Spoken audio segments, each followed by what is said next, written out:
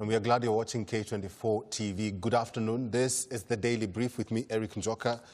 Let's revisit this conversation that we're talking about. The 11th Rhino died yesterday at the Tsavo East National Park. There's a lot of hue and cry from Kenyans demanding the resignation of Tourism Cabinet Secretary Najib Balala, that he should take responsibility for that. The veterinary practitioners of Kenya is demanding that Najib Balala reinstates some of the veterinary officers who were suspended weeks ago. And I'm here with the chairman of the Veterinary Practitioners Union of Kenya, Dr. Benson Kibore. Now, if you had given the CS an ultimatum of 2 weeks to reinstate your officers, if he does not reinstate the officers and he does not even resign, what is supposed to happen then? Or what will happen then? Eric, we gave the CS Balala a 1 week ultimatum. Oh, not 2 weeks, okay. No, 2 weeks. 1 week ultimatum to reinstate our colleagues, our veterinary doctors who did their work.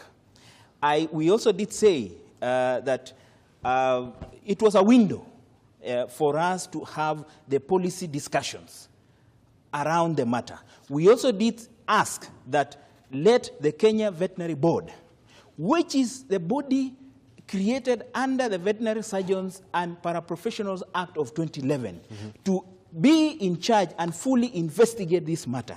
Remember, last time when I was here, I did mention, and we did mention, and we maintain, and we even have letters now to confirm that Dr. David Zimmerman is a quack, with whom his report was clearly used by the CS to discipline our professionals. What we have asked is that, one, that report needs to be quashed. And the deadline is tomorrow. What will happen tomorrow? Tomorrow we are going to lay to Kenyans exactly what transpired, exactly who is responsible, exactly who should take responsibility. 1. 2, on Thursday, I want to tell Kenyans that a death of a rhino is something that even as a country we should be flying our flags at half-mast. True. This is our resource. This is a source of... It's our heritage. Our heritage. This is a source of pride in the whole of the world. This is a source of pride for the country and for tourists who come to this country. Okay. I told you, we are having around 120 billion Kenya shillings generated by tourism through wildlife. Right. We are moving and marching to the CS office on Thursday. And I want to speak to Balala that if you thought this thing is going to die, if you thought that disciplining a professional or declaring a professional negligent and usurping a role of a CS by being the one to fire a professional instead of a KWS board who appointed that person, then we have 3 options. Okay, before you read your options, there was this tweet by one of the conservationists in Kenya, Paula Kahumbo, and this is what she tweeted yesterday: fail. The 11th rhino has died. The translocation was 100 million Kenyan shillings, 100% failure, disgusted, ashamed, saddest low point for Kenya. Are conservationists supporting your initiative to actually oust Balala? Because conservationists also have been under heat, so much heat from Kenyans saying that they're working in cahoots with the government. I want to thank Dr. Paula Kahumbo. This is really what the Kenyans feel, that I even did declare that we should be flying our flags at half-mast. This is 100% total failure. And you know, when the CS Balala did really decline the advice of the professionals, that was one of the points of planning to fail. And it has come to pass that he has really failed. Now, a lot of conservationists don't want to talk. Because why? They are receiving funding from WWF. And this is for a fact. That is why, you know, you can't bite a hand that feeds you. And this one we have to be very, very factual. Our heritage should not be compromised by what we get from donors. This is the heritage that we need to preserve for our children and children's children. It's our heritage. And that is why, just to come back, is that, one, the report, and that is why, you see, if there was any, by chance, survival, even one, we could even have named that Rhino, a Savo Rhino, kind of. But we had 100%. This is 100 million Kenya shillings gone down the drain. Right. It is not just going down the drain. It is going down with our rhinos. I think these monies are now burning in somebody somewhere. Yeah. Right. And we don't want to... This anger has been shared again by conservationists. Paula Kahubu did continue with another tweet. As the last doomed rhino finds peace from human torture, we should be flying our national flag at half-mast for all the death and destruction that we have been inflicting in our people, or on our people, our animals and our environment. This should be done quickly. Do you support her calls that, yes, the flag should be flying at half-mast in protest of this? Eric, something that gives you 120 billion Kenya shillings per year is what you need to be proud of, is what you need to do everything, including flying the flag at half-mast. I support Dr.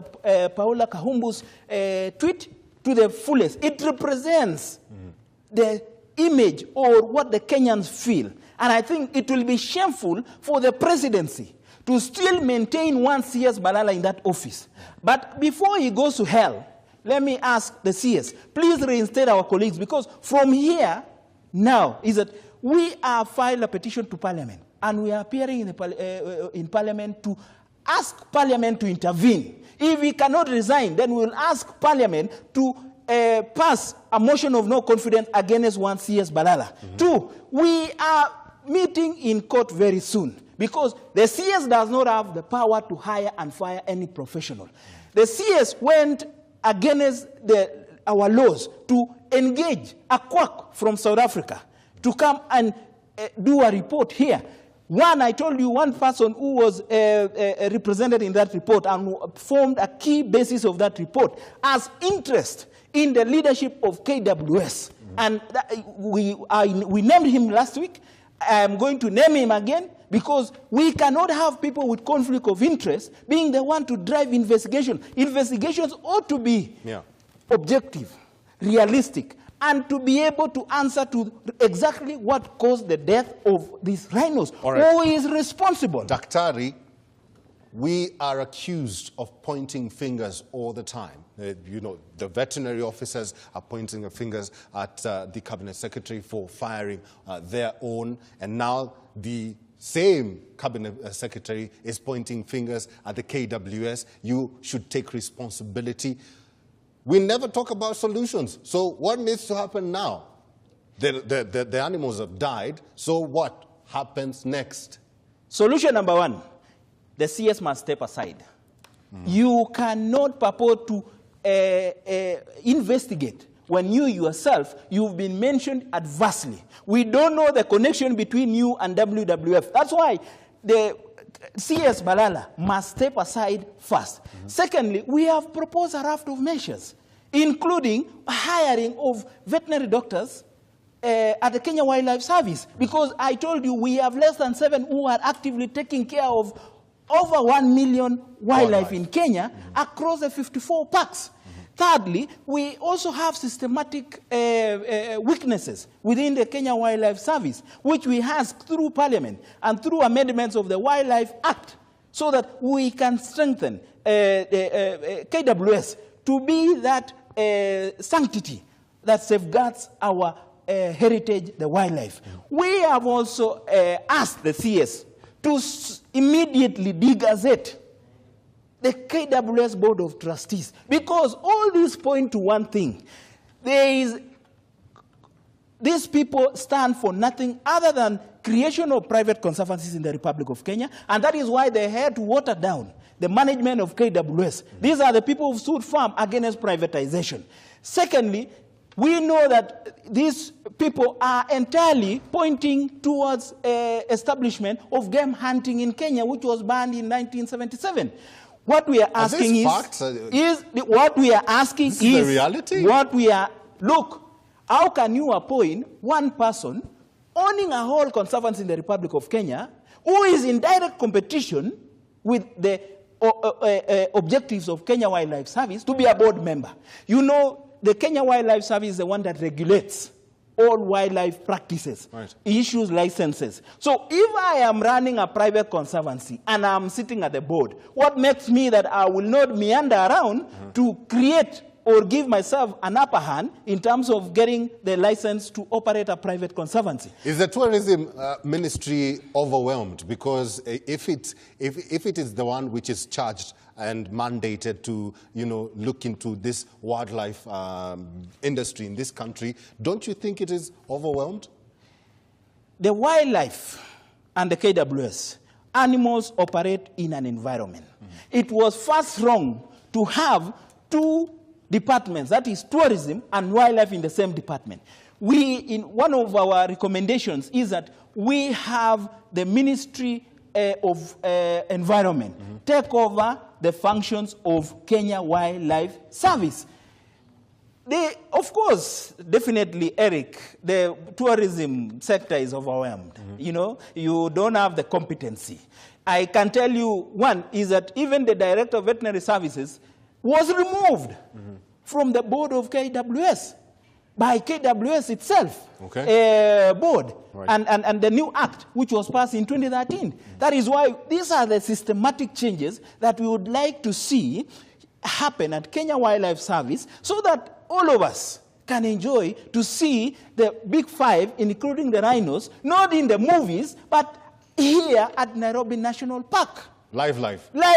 All right, yes. Dr. Benson Kibore, I hope a solution will be met so that we don't point fingers at each other. The CS says this is to blame, or this person is to blame. The officers say, or the veterinary practitioners say, the CS should resign with immediate effect because he is to blame because of the death of this 11 rhinos at the Tsavo East National Park. My time is up. I have been talking to Dr. Benson Kibore, who's the chairman of the Union of Veterinary Practitioners of Kenya. And yes, Daily Brief, like I said, is over.